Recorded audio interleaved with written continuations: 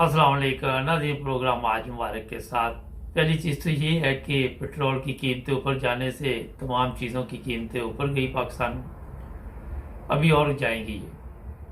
तो जो शहबाज शरीफ and company ने कहा था कि हम सस्ती करेंगे चीज़ें, मगर हुई नहीं, और भी महंगी होगी। तो जो ये कहते हैं वो करते नहीं हैं, जो करते हैं वो कहते नहीं हैं। एक तो आपको मैं ये बता दूँ, कल प्रोग्राम हिलाते आया मैंने आपको बताया था कि ये इमरान खान एंड कंपनी को मुख्तलिफ मुकदमात में किसी चक्कर में डाल देंगे। वही हुआ, आज भी मेरा हाल काफ़ी लोगों पे, इमरान खान पे भी मुकदमात का FIR काटी गई, और इस्लामाबाद में दूसरे शहरों में उसे भी इतला मिल रही है। फवाद चौधरी, जितनी भी इनकी वो बड़ी बड़ी शख्सियतें PTI की, उन पे मुकदमात बनेंगे, वकला पे बनेंगे, इनको अदालतों के चक्कर में डाल दिया जाएगा।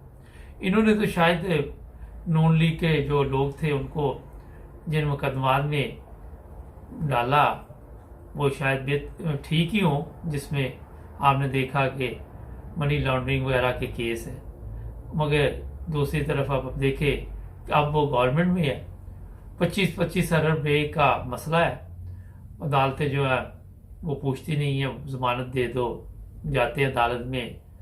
जजों ने ये मीटिंग की हुई इनके साथ कि बस आप आ जाया करें, हाजिरी शादी लगाते रहें, ताकि अवाम को भी तो कुछ दिखाना है ना। तो ये सिलसिला पाकिस्तान में चल रहा है, दोनों बाप बेटा जाते हैं, और ये ड्रामा जो मीडिया भी आपके सामने मुख्तलिफ रंग में पेश करती है, और इस पर बात भी नहीं करते, ज़्यादा बहस भी नहीं करते।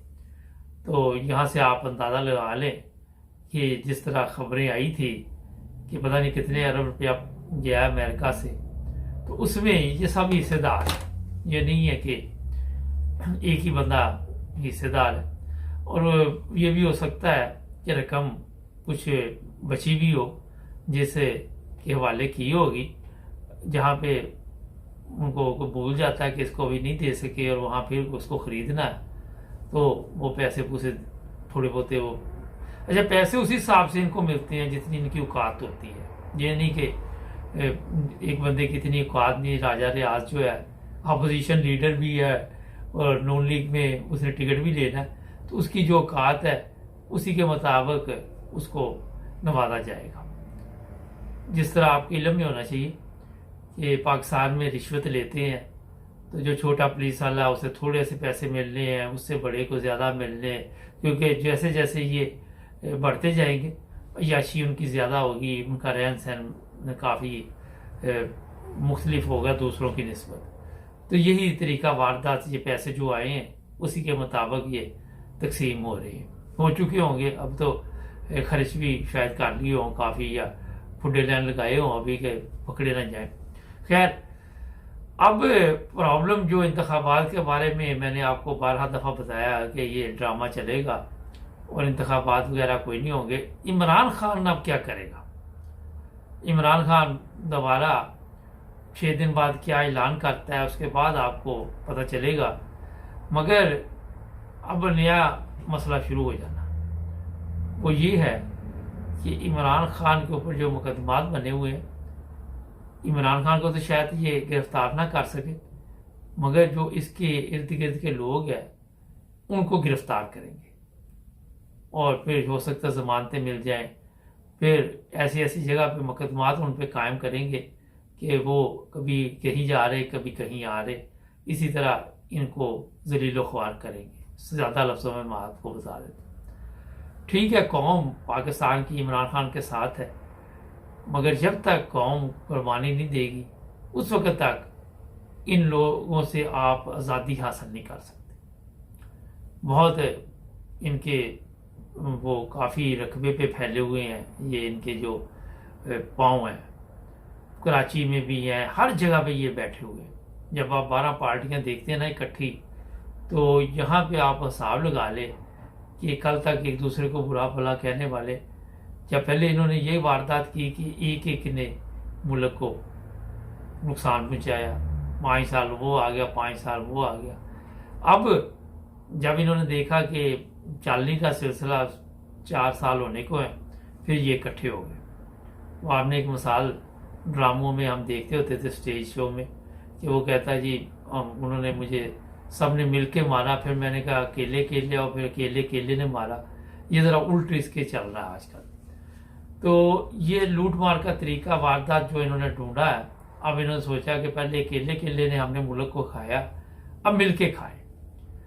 इसमें एक चीज़ मैं बता दूं कि जो ये बड़े पापी हैं, जिसमें जरदारी है, नवाज शरीफ एंड कंपनी है, फजल रहमान है, उसका बेटा है, इनसे आज़ादी लेनी मेरा ख्याल है पाकिस्तानी कौम के लिए बड़ी मुश्किल है, क्योंकि काफ़ी बड़ा जानी नुकसान होने का भी खतरा है इसमें। जिस तरह श्रीलंका में हुआ, लोग कह तो रहे कि उस तरह के हालात हो जाएंगे, मगर श्रीलंका और पाकिस्तान में फ़र्क है। फ़र्क ये है कि जो भी लोग यहाँ पे पाकिस्तान में हैं वो खुद भी ठीक नहीं है। वो खुद भी जहाँ तक उनका दाल लगता है वो भी लगा देते हैं, और वो जनाब किसी को छोड़ते नहीं है। आप जाके देख रहे, बाज़ार में चले जाएं, कहीं पे भी चले जाएं, अगर यूरोप की तरफ आप देखें, यहाँ का मुकाबला करें, तो कोई चीज़ ख़रीदनी है तो वहाँ पे प्राइस लगी हुई तो आप उठा लें, पसंद है। वहाँ पे पाकिस्तान में कोई भी काम है, रिश्वत है, तो वो भी बड़ी रकम से शुरू होगी, प्राइस भी बड़ी रकम से शुरू होगी, फिर इंसाफ भी इसी तरह मिलता है, फिर सज़ा भी इसी तरह होती है। और ये सब कुछ तब्दील करना इतना आसान नहीं है। एक तो आपको मैंने ये बता दिया। दूसरी बात ये है कि आज 28 मई है, और आज के दिन लाहौर में 2 मसाजिद पे हमले हुए, वहाँ पे 100 के करीब लोग शहीद हुए। इनका तल्लुक जमात अहमदिया से था। मकसद ये बताने का आपको है कि सबसे पहले हमें पाकिस्तान में इंसानियत कायम करनी होगी। पाकिस्तान में तमाम लोगों के जो बुनियादी हकूक़ हैं उनको तहफ़्फ़ुज़ देना होगा। और ये भी मैं आपको बता देता हूँ कि पाकिस्तान के ऐसे जो कवानीन हैं गैर ज़रूरी, उन्हें भी ख़त्म करना होगा।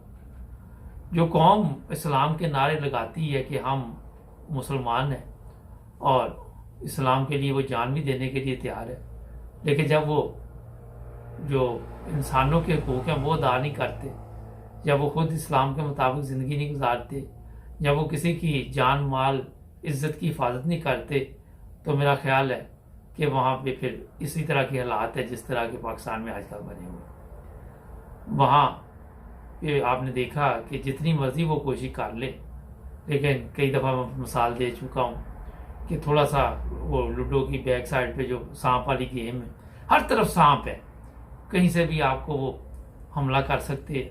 और ये जो सांप है ये ज़्यादा जो है वो अंदर मौजूद है हमारे मुल्क के, जो बाहर हैं वो इन लोगों को इस्तेमाल करते हैं। ये नहीं कि सिर्फ अंदर छोटे सांप मौजूद है, बड़े बड़े बाहर मौजूद है, वो फिर इनको इस्तेमाल करते हैं। जैसे समंदर में जो बड़ी मछली होती है वो छोटी मछली को खा जाती है, तो इसी तरह जिस तरह ये बाहर से कहा जाता है उसी तरह चलते हैं।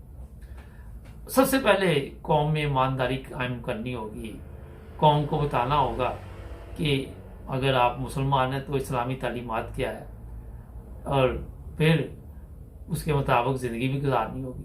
अकेला कलमा पढ़ने से तो आप ना तो मुसलमान, चलो कह लेंगे अपने आप को, अगर कलमा तो पढ़ रहे हैं, पूरे मोहल्ले का सुकून तबाह किया हुआ है, पूरे मुल्क का सुकून तबाह किया हुआ है, तो जितने मर्जी उम्रे करें, हाजी करें, उसका कोई फ़ायदा नहीं। अपने इर्द गिर्द आपके लोग भूख से मार रहे हो, आप हज के लिए जा रहे, तो उसका भी कोई फ़ायदा नहीं। तो इसी तरह जब तक अपने मोहल्ले का, माहौल का, हमसाए का, ये सब कुछ अगर हर बंदा अपने हमसाए का ही इस्लाम के मुताबिक ख्याल रखना शुरू कर दे, तो मेरा ख्याल है कि सारे मसले हल हो जाते हैं। हसद बहुत ज़्यादा है, फिर एक दूसरे से बढ़ चढ़ कर नंबर लेने की नंबर गेम बहुत है, तो ये चीज़ें जो हैं वो इस्लाम में नहीं है। तो यहाँ से आप खुद अंदाज़ा लगा ले कि फिर पाकिस्तान के लोग कहाँ पे खड़े हैं, क्यों नहीं पाकिस्तान के हालात ठीक हो रहे, क्या वजह है। आप मुख्तलिफ लोगों पे हमले करते हैं, किसी को कत्ल कर देते हैं मज़हब के नाम पे, कभी कुछ होता है कभी कुछ होता है, तो ये वैसे ही गैर मुनासिब चीज़ें है। यूरोप क्यों तरक्की कर रहा है, कि यहाँ पे उन्होंने जो इंसानियत है उसको कायम किया। नाज़रीन, मेरा हाल काफ़ी है। शाम को लाते आजरा में तफसील से बातचीत करके जो भी आपको हालात होंगे बताएंगे। सब्सक्राइब कर लें। और अब हमने कॉमेंट्स खोल दिए हैं, तो वहाँ पे ये कोशिश करें कि कोई गैर अखलाकी बात ना लिखें, वरना वो मुझे फिर बंद करने पड़ेंगे। शुक्रिया।